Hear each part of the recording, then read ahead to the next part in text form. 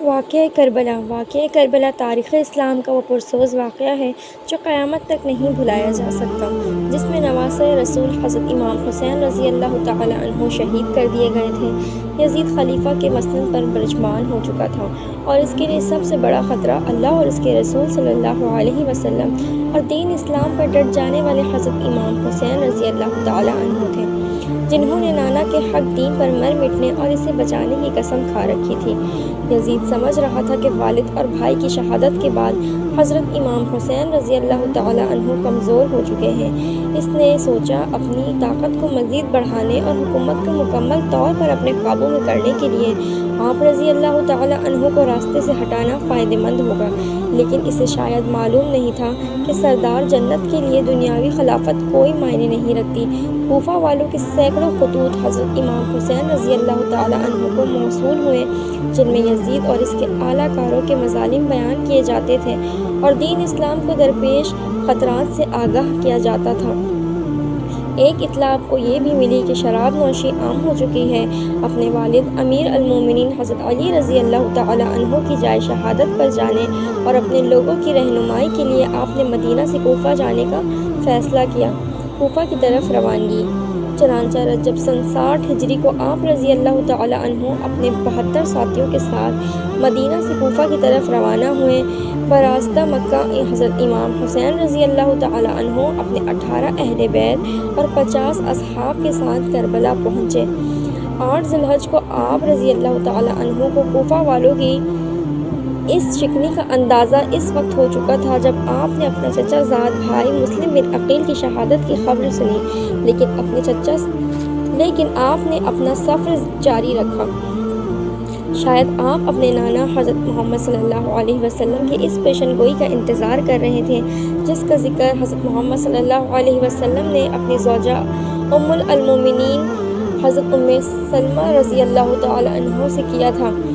بخاری شریف کی روایت کے مطابق آپ نے ام سلمہ رضی اللہ تعالی عنہ کو مٹی دی اور کہا کہ یہ کربلا کی مٹی ہے، جب یہ سرخ ہو جائے تو سمجھ لینا میرے جگر کا گوشہ اور میرے گھر کا پھول حسین ابن علی شہید کر دیا گیا ہے۔ مقام کربلا۔ حضرت امام حسین اہل بیت کے ہمراہ 2 محرم الحرام سن 61 ہجری کو کربلا پہنچے۔ بعض روایات میں آتا ہے کہ جب آپ کی سواری کربلا کے ریگستان میں پہنچی تو آپ کے گھوڑے پر ایک عجیب سی کیفیت طاری تھی، جیسے وہ یہاں سے آپ کو لے کر دور بھاگنا چاہتا ہو۔ آپ نے پوچھا یہ کون سا مقام ہے تو معلوم ہوا یہ سرزمین کربلا ہے۔ آپ نے ارشاد فرمایا قافلوں کو یہاں روک دیا جائے، ہم یہیں پر قیام کریں گے۔ اصحاب نے آپ کے حکم کی تعمیل کی اور کربلا کے بنجر ریگستان میں خیمے لگا دیے۔ حضرت امام حسین رضی اللہ تعالی عنہ کی دعا۔ آپ نے آسمان کی طرف دیکھ کر اللہ سے دعا کی کہ اے اللہ میرے نانا کے دین کی حفاظت فرما اور اسے زندہ اور آباد رکھ۔ آپ کو اطلاع مل چکی تھی کہ آپ کے چچا زاد بھائی حضرت مسلم بن عقیل، جن کو آپ نے اپنا سفیر بنا کر کوفہ بھیجا تھا کہ وہاں کے حالات معلوم کر کے آپ کو خبر دیں، ان کو انتہائی بے دردی کے ساتھ شہید کر دیا گیا ہے۔ کوفہ کے لوگ جو آپ کو بار بار خطوط بھیج رہے تھے، وہ کوفہ کے گورنر ابن زیاد کے خوف یا لالچ سے حضرت مسلم بن عقیل کو تنہا چھوڑ چکے تھے اور وہ کوفہ کی گلیوں سے بالکل ناواقف تھے۔ ابن زیاد کے ایک سپہ سالار نے ان کو امان کا وعدہ دے کر گرفتار کیا اور بعد میں انہیں کوفہ کے محل کی چھت سے دھکا دے کر شہید کر دیا۔ اپنے چاچا زاد بھائی کی شہادت کا صدمہ اور کوفہ والوں کی بے وفائی کا افسوس آپ کو آگے بڑھنے پر مجبور کر رہا تھا، اور مقصد اتنا بڑا تھا کہ آپ پیچھے نہیں ہٹ سکتے تھے۔ غازی عباس۔ خیمے لگ چکے تھے اور ترتیب کچھ یوں تھی کہ سب سے آگے پہلا خیمہ حضرت عباس رضی اللہ تعالی عنہ کا تھا۔ یہ ایسے شہید ہیں جو غازی کہلاتے ہیں۔ حضرت عباس حضرت علی رضی اللہ تعالی عنہ کی دوسری بیوی ام البنین سے ہیں۔ حضرت عباس رضی اللہ تعالی عنہ کربلا کے میدان میں حضرت امام حسین رضی اللہ تعالی عنہ کی فوج کے علمدار تھے۔ یزیدی فوج 3 محرم الحرام کو امام حسین رضی اللہ تعالی عنہ کی فوج کے راستے میں پڑاؤ ڈال چکی تھی۔ حالات کشیدگی کی طرف جا رہے تھے۔ حضرت امام حسین رضی اللہ تعالی عنہ نے اپنے اصحاب اور اہل بیت کو اکٹھا کیا، پھر آپ نے فرمایا میں آپ سب لوگوں سے اپنی بیعت اٹھاتا ہوں، آپ آزاد ہیں، جانا چاہیں تو جا سکتے ہیں۔ سب نے کہا ہم آپ پر جان نثار کر دیں گے، اپنے خون کے آخری قطرے تک دین حق کے لیے لڑیں گے، لہٰذا اب دو راستے تھے، یا واپس چلے جائیں یا حق پر رہتے ہوئے جنگ لڑیں۔ لیکن معلوم ہوا کہ واپسی کا راستہ یزیدی فوج نے بند کر چکی ہے، اب صرف جنگ تھی یا یزید کے ہاتھ پر بیعت۔ ابن زیاد کوفہ سے حضرت امام حسین رضی اللہ تعالی عنہ کو باغی کہلوا کر قتل کا فتویٰ لے چکا تھا، اور اس نے مزید فوج کربلا روانہ کر دی تھی تاکہ یزیدی کی خشوندی حاصل کر سکے۔ روایات کے مطابق حضرت امام حسین رضی اللہ تعالی عنہ کے بہتر افراد کے مقابلے میں ابن زیاد نے 4 محرم سن 61 ہجری کو بہت بڑی فوج کا لشکر لے کر کوفہ سے روانہ ہو گیا۔ حضرت امام حسین کے ساتھ یزیدی فوج کے مذاکرات جاری تھے۔ پانی کی بندش 7 محرم الحرام کو یزیدی فوج نے حضرت امام حسین رضی اللہ تعالی عنہ کو پیغام بھیجا کہ آپ اپنے خیمے پانی کے قریب سے اٹھا لیں۔ امام حسین رضی اللہ تعالی عنہ نے پانی بند کرنے کا یہ ظلم اس لیے برداشت کر لیا کہ کہیں بعد میں لوگ یہ نہ کہیں کہ حضرت امام حسین اور یزیدی فوج نے تنازع پانی کا کیا اور یہ جس پر لڑائی ہوئی۔ آپ نے ظلم برداشت کیا اور اپنے اصحاب کے ساتھ خیموں کو پانی سے دور لے گئے۔ تپتے صحرا میں سب لوگ پانی کی پیاس سے تڑپنے لگے، لوگوں نے پانی کا تقاضا کیا، لیکن یزیدی فوج نے امام حسین رضی اللہ تعالی عنہ پر پانی بند کر دیا۔ امام حسین رضی اللہ تعالی عنہ کسی صورت بھی یزید کے ہاتھ پر بیعت کرنے کو تیار نہ تھے۔ آپ نے فرمایا ہمارا راستہ چھوڑ دو، ہم کوفہ یا کہیں اور چلے جاتے ہیں۔ لیکن یزیدی فوج کسی بدقسمت جانور کی طرح طاقت کے نشے میں چور تھی۔ اس کے سربراہ نے کہا 2 ہی راستے ہیں، آپ یا تو بیعت کر لیں یا جنگ کے لیے تیار ہو جائیں۔ بعض روایات کے مطابق 9 محرم الحرام کو یزید کی فوج میں مزید جنگجو شامل کر دیے گئے تھے جو حضرت امام حسین رضی اللہ تعالی عنہ کی فوج سے بہتر جانصاروں سے جنگ کرنے کربلا میں آئے تھے۔ 9 محرم الحرام کی رات حضرت امام حسین رضی اللہ تعالی عنہ کو یقین ہو گیا کہ یزیدی فوج آپ کا خون بہانے کے در پر تھے۔ آپ نے اپنے تمام اصحاب اور اہل بیت کو اکٹھا کیا اور فرمایا آپ میں سے جو جانا چاہے جا سکتا ہے، دشمن اپنے لیے جہنم خریدنا چاہتا ہے، میری خواہش ہے کہ میرے نانا کی امت جہنم سے بچ جائے، لیکن وہ ہمارے خون کے پیاسے ہیں۔ روایات میں آتا ہے کہ حضرت امام حسین نے روشنی مدھم کروا دی کہ اگر کوئی جانا چاہے تو چلا جائے۔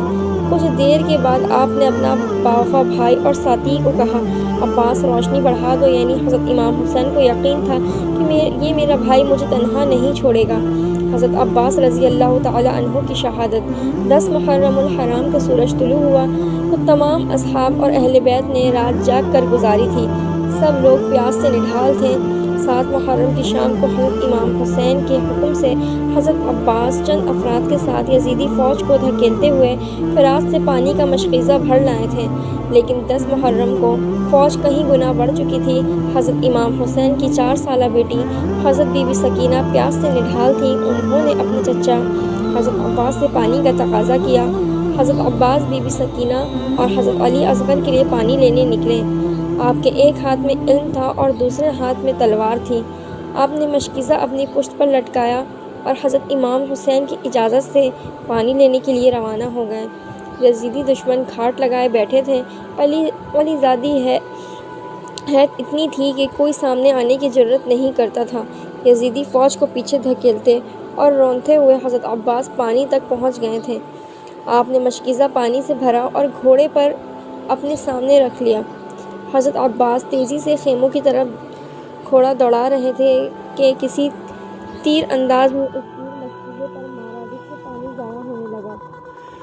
اپنی جان کی پرواہ کیے بغیر آپ نے تلوار والا ہاتھ مشکیزے کی پانی کو ضائع ہونے سے بچانے کے لیے استعمال کیا اور پرچم بلند رکھا۔ تلوار ہاتھ میں نہ ہونے کا فائدہ اٹھاتے ہوئے ایک یزیدی سپاہی نے جو درخت کی اوڑ میں چھپا ہوا تھا تلوار سے ایک زوردار وار کیا۔ جس ہاتھ میں علم تھا وہ بازو شہید کر دیا۔ حضرت عباس رضی اللہ تعالی عنہ نے درد کی شدت کے باوجود علم دوسرے ہاتھ میں تھام لیا۔ چند تیر مشکیزے پر لگے پانی تیزی کے ساتھ ضائع ہونے لگا۔ اسی اسنا میں آپ کا دوسرا بازو بھی شہید کر دیا گیا۔ علی زادے کو بے دردی سے زخمی کر دیا گیا تھا اور آپ کے دونوں بازو شہید ہو چکے تھے، لیکن آپ ابھی بھی زندہ تھے، شاید اس نسبت سے آپ کو غازی کا لقب دیا جاتا ہے۔ ایک بدبخت نے پیچھے سے آپ کے سر مبارک پر برچھی کی ضرب لگائی اور آپ شہید ہو گئے۔ ایک ایک کر کے تمام اصحاب آپ پر جانیں قربان کر رہے تھے۔ امام حسین رضی اللہ تعالیٰ عنہ ان ظالموں کو آخر تک یہی ترغیب دیتے رہے کہ اے ظالموں، کیوں اپنے لیے جہنم خریدتے ہو؟ مگر آپ کی ایک نہ مانی گئی اور ایک ایک کر کے آپ کے سبھی ساتھیوں کو شہید کیا جا رہا تھا۔ امام حسین رضی اللہ تعالیٰ عنہ کی شہادت۔ بالآخر آپ لڑنے کے لیے کربلا کے میدان میں اترے اور یزیدی فوج کی صفیں الٹ دی تھیں۔ نواسۂ رسول صلی اللہ علیہ وسلم قہر بن کر یزیدی فوج پر ٹوٹے۔ 10 محرم الحرام عصر کی نماز کا وقت تھا۔ آپ گھوڑے پر سے اترے، ریت سے تمیم کیا اور نماز کے لیے کھڑے ہو گئے۔ یزیدی فوج کے بزدل سپاہی جو قریب ہی منڈلا رہے تھے اور حملہ کرنے کی جرأت نہیں کرتے تھے، حضرت امام حسین رضی اللہ تعالیٰ عنہ کے نماز میں مصروف ہونے کی وجہ سے آپ پر حملہ کرنے کی جرأت کر پائے اور چاروں طرف سے آپ پر تیروں کی برسات کر دی۔ نماز میں مصروف ہونے کی وجہ سے حضرت امام حسین کو تیروں کی تکلیف کا اندازہ نہیں تھا۔ یزیدی کو شاید معلوم نہیں تھا کہ یہ علی زادہ ہے، اور حضرت علی رضی اللہ تعالیٰ عنہ بھی نماز میں مشغول ہوتے تو اس قدر خدا کی یاد میں ڈوب جاتے کہ تکلیف کا اندازہ نہیں ہوتا تھا۔ جب حضرت امام حسین رضی اللہ تعالیٰ عنہ سجدے میں گئے تو ثمر نے اپنی تلوار کی ضرب آپ کا سر مبارک جسم سے الگ کر دیا اور اس کو نیزے پر بلند کیا۔ حضرت زینب رضی اللہ تعالیٰ عنہا یہ سارا منظر دیکھ رہی تھیں۔ خیموں سے بیویوں کے رونے کی آواز آئی تو یزیدی فوجیوں نے خیموں کو آگ لگا دی۔